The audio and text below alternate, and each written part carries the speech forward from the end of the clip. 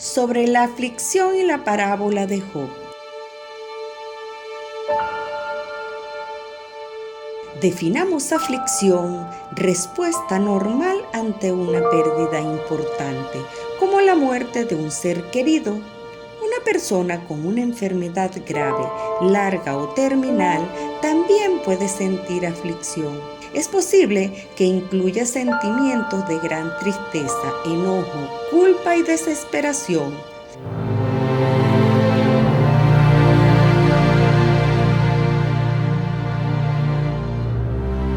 Otra de las noches en el campamento, Natanael pidió una conversación con el maestro y le planteó: Maestro, aunque empiezo a comprender por qué rehusas practicar la curación de manera indiscriminada, aún no logro comprender por qué el Padre amoroso que está en los cielos permite que tantos hijos suyos de la tierra sufran tantas aflicciones.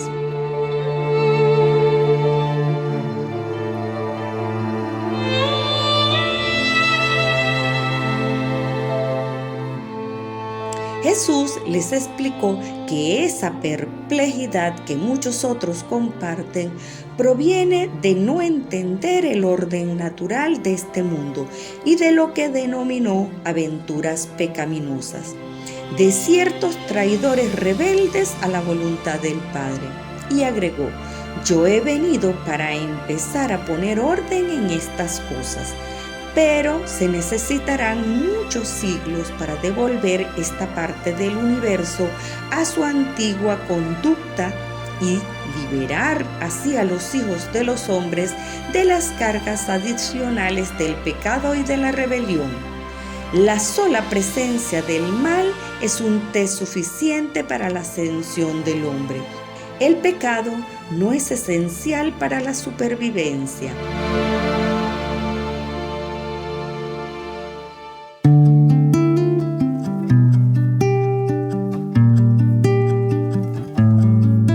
En ese tiempo era muy temprano para esas mentes poder comprender ese orden natural o lo que hoy podemos llamar el plan divino.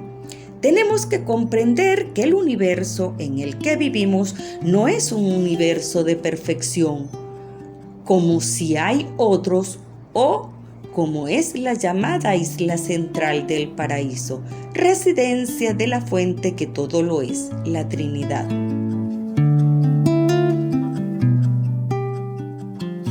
Nuestro universo, Nevadón, que significa expansión total de la luz del espíritu, es un universo imperfecto de evolución hacia la perfección.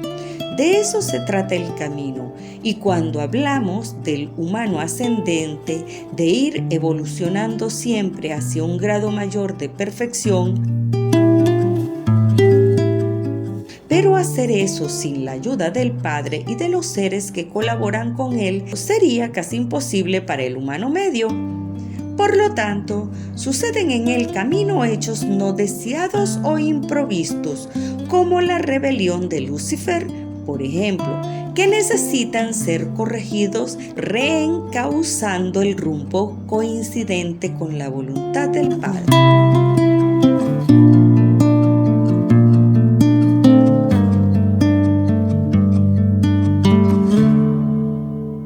Hay que tener en cuenta también que se nos ha dado la gracia del libre albedrío para que la evolución sea en realidad por una elección consciente en ejercicio de esa libertad otorgada.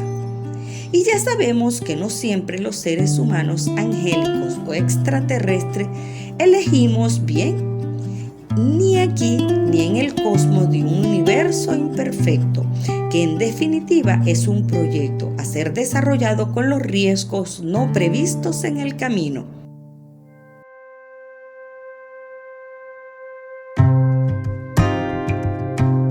Dijo Jesús: pero hijo mío, deberías saber que el Padre no aflige deliberadamente a sus hijos. El hombre atrae sobre sí mismo aflicciones innecesarias como resultado de su negativa persistente a caminar en los senderos mejores de la voluntad divina. La aflicción está en potencia en el mal, pero una gran parte de ella ha sido producida por el pecado y la iniquidad. Le asegura a Natanael que de ningún modo el Padre envía aflicciones a modo de castigo arbitrario y concluye: en este mundo han tenido lugar muchos acontecimientos insólitos y no es de extrañar que todos los hombres que reflexionan se queden perplejos ante las escenas de sufrimiento y de aflicción que contemplan.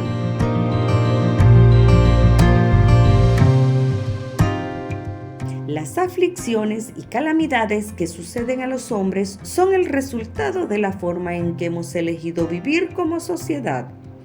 Dijo: las imperfecciones y los obstáculos del mal son inherentes, los castigos del pecado son inevitables, las consecuencias destructivas de la iniquidad son inexorables. Natanael, nuestra misión consiste en ayudar a los hombres a resolver sus problemas espirituales y, de esta manera, vivificar su mente para que se encuentren lo mejor preparados e inspirados para intentar resolver sus múltiples problemas materiales. Es común creer que el hombre debe tener sus necesidades básicas satisfechas para poder desplegar sus talentos creativos y espirituales. Aquí Jesús invierte los términos, diciendo que una mente ampliada, vivificada, dice el Maestro, más conscientemente podríamos decir también, es lo que permite encontrar las soluciones a los problemas materiales que esta realidad en la tierra nos ofrece. Y agrega: la tendencia de atribuir a Dios la responsabilidad de todo lo que el hombre ignorante no logra comprender ha prevalecido demasiado a menudo. Tras esas palabras, Jesús le recordó varios textos de las Escrituras que hablan sobre la aflicción. Entre ellos: antes de estar afligido, me había desviado, pero ahora cumplo la ley. La aflicción ha sido buena para mí, pues me ha permitido aprender los estatutos divinos. El Señor lo fortalecerá en el lecho de la aflicción. El Señor no olvidará a los enfermos. Cuando atraveséis las aguas de la aflicción, yo estaré con vosotros. Y cuando los ríos de la adversidad os inunde, no os abandonaré. En todas vuestras aflicciones estoy afligido, dice el Padre. Coincidentemente, esa misma tarde, Juan habló preguntando a Jesús sobre por qué tanta gente aparentemente inocente sufría aflicciones y enfermedades. Aprovechó el Maestro para dar un enfoque diferente sobre los padecimientos y el sufrimiento de Job. Aclarar lo que a su juicio fue un importante malentendido. Le dice a Juan, si recuerda bien la parábola sobre Job y su prosperidad material, tenía riqueza, hijos, salud y prestigio. Según las enseñanzas aceptadas por los hijos de Abraham, eso era signo del favor de Dios. Sin embargo, la prosperidad temporal o las posesiones materiales no indican eso. Jesús dijo: mi Padre que está en los cielos ama a los pobres tanto como a los ricos. Él no hace acepción de personas.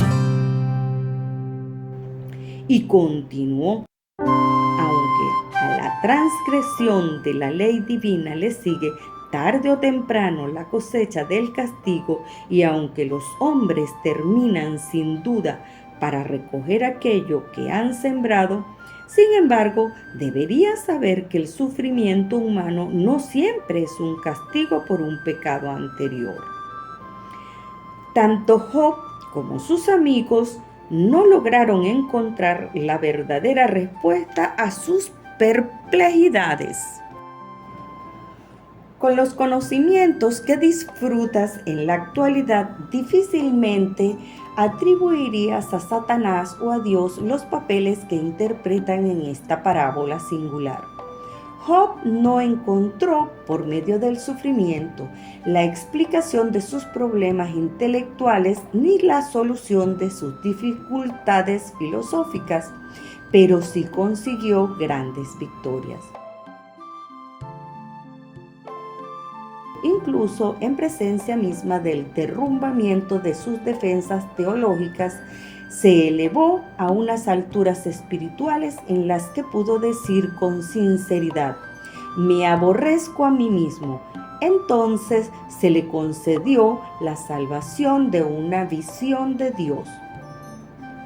Así pues, incluso a través de un sufrimiento mal comprendido, Job se elevó a su plano superhumano de comprensión moral y de perspicacia espiritual. Cuando el servidor que sufre obtiene una visión de Dios, se produce una paz en el alma que sobrepasa toda comprensión humana.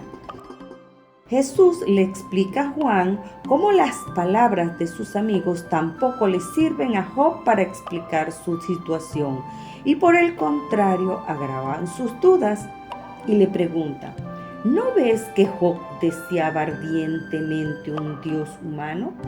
Job tenía sed de comunicarse con un ser divino que conociera la condición mortal del hombre y comprendiera que los justos han de sufrir a menudo, siendo inocentes, como parte de esta primera vida en la larga ascensión al paraíso.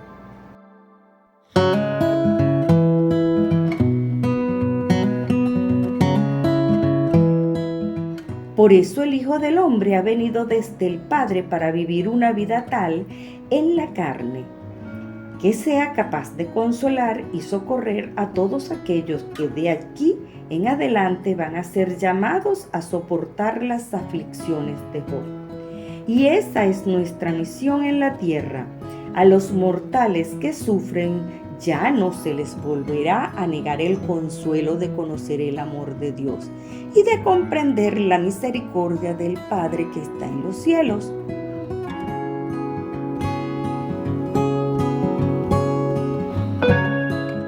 Tú, Juan, has aprendido que el Padre no se revela de esa manera, sino que habla más bien dentro del corazón humano como una vocecita suave que dice: este es el camino, síguelo.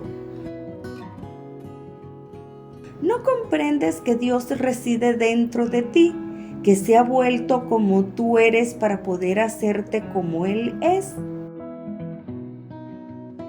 Luego, Jesús dijo su declaración final: el Padre que está en los cielos no aflige voluntariamente a los hijos de los hombres. El hombre sufre, en primer lugar, por los accidentes del tiempo y las imperfecciones de la desdicha de una existencia física desprovista de madurez. En segundo lugar, sufre las consecuencias inexorables del pecado, de la transgresión de las leyes de la vida y de la luz. Y finalmente, el hombre recoge la cosecha de su propia persistencia inicua en la rebelión contra la justa soberanía del cielo sobre la tierra. Pero las miserias del hombre no son un azote personal del juicio divino. El hombre puede hacer y hará muchas cosas para disminuir sus sufrimientos temporales. Pero libérate de una vez por todas de las supersticiones que Dios aflige al hombre a instancia del maligno.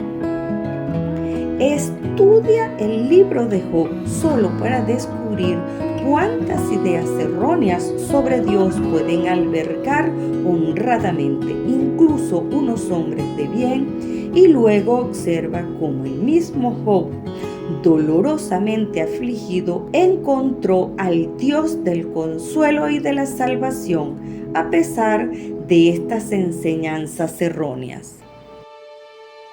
Esta conversación provocó en Juan un cambio considerable en su vida y trasladó ese cambio también a los discípulos en su visión del sufrimiento.